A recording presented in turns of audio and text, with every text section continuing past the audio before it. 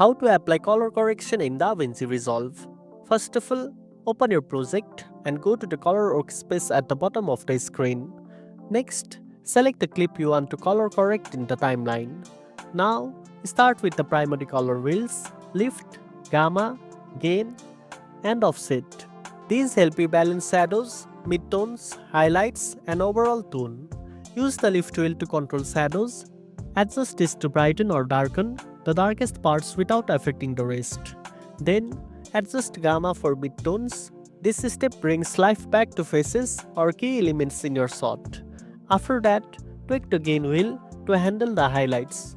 This controls the brightest areas and can help recover blown out spots or add some shine.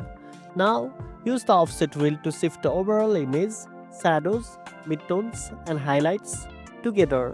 It's useful for fast, full image adjustment and setting the tone. Once these are set, move to the sliders. Start with the contrast slider to control the difference between dark and light areas. Then, adjust color boost. This enhances low saturation areas and give your image more depth without overdoing it. Use saturation to increase or reduce the overall color intensity of the clip. Be subtle, especially with skin tones. Tweak the hue if your image needs a shift in overall color tone. Use the shadows and highlight sliders for finer control. Shadows help bring out more detail in dark regions, while highlights let you adjust the bright parts more precisely. Finally, look at lump mix. This controls how much luminance is preserved when changing colors. Lowering it can give stronger color changes, while higher values keep things more natural.